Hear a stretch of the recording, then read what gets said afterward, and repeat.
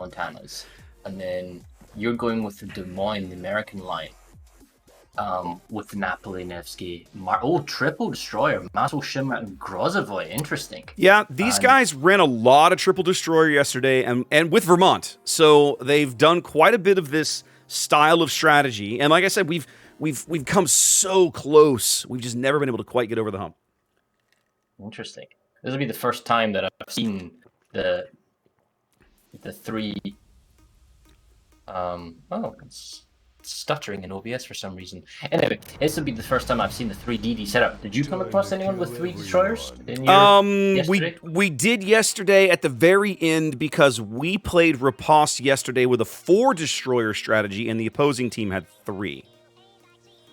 Oh, I just put the mod consumable tracker in today that I didn't have yesterday, so I can tell that your Marceau's going all on it. But when I press Alt, boom, it tells me 212 seconds of boost. Isn't that awesome? Multiplier. It's so good. As a caster, that's helpful. That is one of the best tools we have gotten for casting in forever. Talk to me about your lineup. We've looked over mine. What have you got down here? Well, we've gone with consistent Montana. Sometimes it's Montana. Once it's a Schlieffen, but it's been fairly, as I say, consistent. That is the ship that Silverblade plays. He is the battleship player. Then Venezia, Napoli, Moskva, Nevsky. They're pretty much the cookie cutter cruisers. We don't usually shy away from those 4 cruisers. And, all of them have their own respective use case. And in this instance, we're going with radar range rather than radar duration than, say, compared to your Des Moines. And Gearing and Ragnar is normally a destroyer lineup. So seeing a Daring is a little bit different for me. So we'll see how this plays out. I am curious. We used a Daring, I think, in 1 game yesterday, and it was on the southern end of Faroe Islands, down there in that iceberg field, kind of like old school Islands of Ice from back in the day. And it was very effective early, but we didn't defend that flank well enough, and unfortunately, he eventually did get dislodged. But it was a really good play. I liked the choice.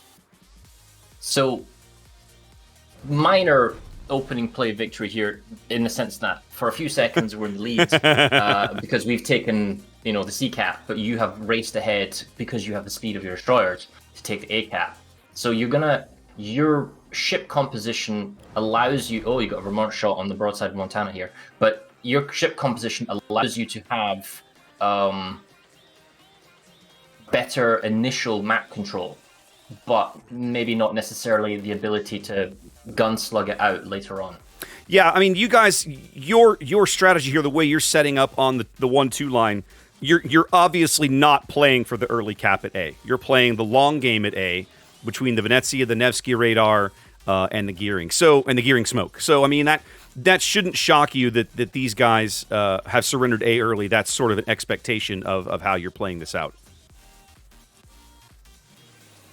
Now, yesterday when we played Warriors Path, we ended up again. We were playing Angel's team, and her guys actually they started off in a formation very similar to this, a very heavy A push, and they eventually rotated the battleship back to mid. They had a Schlieffen. They drove him right through the island gaps up the 7 line, flanked on the right on the 9-10 line by a couple of guys, and eventually ended up owning all the caps on the board. While we traded with them, and that was one of our heartbreaking losses. And that we traded really well. We ended up up a couple of ships at one point, but weren't able to convert the win at the end, which was frustrating. So, what I'm looking at the moment is from our team composition-wise, we have 5 ships on the Alpha side, but technically we have an Overwatch from the Moskva on the Charlie side. With Napoli being a flank. So the Napoli's not really helping on the A push. There is no combat between Charlie and Bravo because there's no pushing going on there. So the Shimakaze is a little bit useless. Your Napoli isn't really doing much. But what this means from my point of view is that we have a 1-ship advantage in terms of firepower. In fact, it's a 2-ship advantage because our Moskva Oh no, Steve doesn't. Okay. I thought Steve might overcorrect into that Gearing torpedo, but he doesn't. He's obviously the early pick target for your guys here on the 10 line, as Blood Legend took a torpedo in there. That's a surprise. Oh, yeah. So he did. In the Nevsky. We even had Hydro up and running. Yeah, he had Hydro up and still took at least one of those. A Grozovoy torpedo. Those are the new the 12-kilometer Grozovoy torpedoes. Well, your Nevsky's taken some effective health pool. He's down to half. We see your Des Moines radar is now ending and is now on cooldown. Our Daring is on Hydro and he's reversing in again. So now that the Des Moines Raider isn't available, he will contest and probably take Alpha. And then the counterfire from the Nevsky inside the gearing smoke is hurting your Des Moines, who can't retaliate because he doesn't have any additional detection. And your Nevsky is way off the backline because of his health pool. Yeah, and poor class. I'm sorry, that's CPR today in Des Moines. He's over here kind of getting farmed out a bit. He has gone dark again. He's got gearing torpedoes coming in. The line on one of them looks possible. He's got his Hydra up so he can see them now. So by flipping the cameras around, no one can actually see anyone yet. Yes. We can see the Venezia. So you guys can see the Venezia down on our one line. Yep. There's another mod you can get that'll put exclamation marks on the main display for everyone who's lit. We should. I'll send you a link later. You can try that one out sometime for when you do another one of these. It's a good one. Oh, that was a baited stop. It didn't go into the Vermont's long-range shots. Daring. The Montana's now firing on your Des Moines. Yeah. Oh, good hit. CPR backed up just a little too far, and the Monty got a shot as the Marceau is now onto the top end of the ACAP to contest the Daring. And the Gearing is doing another smoke line for the Nevsky, who can now push up and pressure the Des Moines. They're really going to be able to push CPR out of here. I don't think he's going to be able to sustain this position. They are bringing the Vermont back over here, I think. I mean, these guns are already looking here, but Shockwave's actually coming this way now, trying to look for this push. Part of this is just basically you have a third destroyer who's not doing anything. We're not pushing for Bravo. Yep. And Yoshima isn't, over with the rest of the team. Yep. We'll see your Nevsky's radar, so you can see. Yep. And then your Napoli doesn't have long range. Oh, sorry, go ahead. No, I was going to say, Nevsky radar is up over here on the flank, but they're going to pick CPR off here in just a moment. He's on 3 fires right now. He does get to a heal, but he's about to back up a little too far. Well, no, he's dark again. So the Monty doesn't have a shot because they can't spot him at the moment. Yep, he is dark. And in return, only the Grozavoy can be seen by Ninja Taihos. So at the moment, my boys at TREKT have a lead, but under a tremendous amount of pressure from this 1-2 flank, they're not able to really do much with. And cap timers, like time to victory, there's a 3-minute advantage. Steve had his Hydra up and took a torp anyway. That feels bad. Yeah, I feel like classic Shima is wasted on this 9 line. They do look like they're trying to push around now, kind of from the stern, at least put a little pressure on that side of the map. A tail reverse Napoli, that's going to be tricky. I didn't say it was a good idea, but they've got to do something, right? Your Steve is going to get farmed out. I mean, the gearing smoke combination with the Nevsky, along with the radar, he's getting low. Monty shells coming in, and there it was. You've got 3 low-ish ships over here on the 1-2 line, but we're not able to do much with it. Blood Legend and Hot Loads both getting a little low here. Can't see anything. You're just firing into the smoke. Oh, the Vermont! Yes! Big kill there. Was that a blind shot? Because when I looked at the camera... Yes, it was. Goodness. He was not lit. He was behind the smoke, and they got him. They picked him out of there. That was well done, but unfortunately... Montana gets your Des Moines. Yep. Again, he backed up too far. The Monty's just been sitting there waiting for him to push back too far.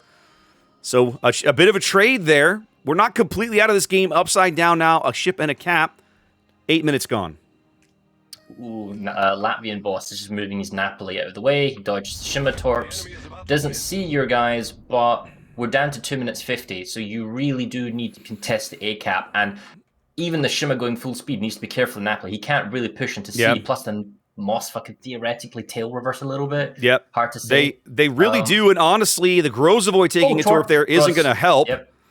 But I think what's going to happen, what appears to be we're lining up for is Shockwave and the Marceau, that's Silver, are going to push A. Silver's now getting into a bit of a gunfight with the Daring. Let's see how well this goes. That's a smart idea. It really depends. He's got to do something. Silver, he's going to get free shots because Silver is lit by your teammates. The second gearing, is lighting them up. And this is what I'm getting at. It's a DD fight, but that's not really the right story. It's who can provide supporting gunfire. Yes. Moskva, Moskva doing shots on the Marceau as well. Oh, and even the Montana AP coming in. They get him. Oh, that's a big kill. Just nipple rubbing right there. Oh, yeah, he needed to survive that exchange, and he didn't. SAT score moving in. They've got to, if they can bag one of these destroyer kills and flip the ACAP, we have a chance to get back in this game, but that's what it's going to take.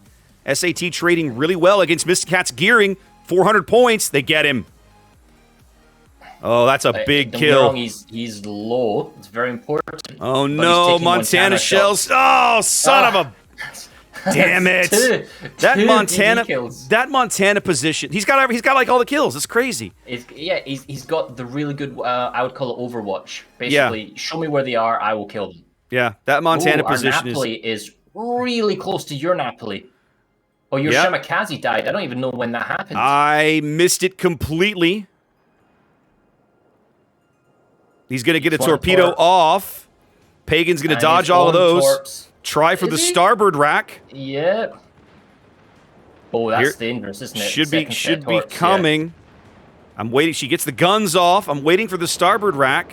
It must be on cooldown. Must have already fired it. Yeah. I see him in the distance. Okay. I mean, this it's not going to matter. The game's over. No, the game's over. It's kind of the only action, but the game is over here as you guys are going to pick up that W there in game 1. That was a really close game, right? Like the score doesn't say it, but if our destroyers survive some of those bold plays, and they have to make some of those bold plays against that smoke push up the 1-2 line, if they're able to survive some of them, man, things are different. Yes and no.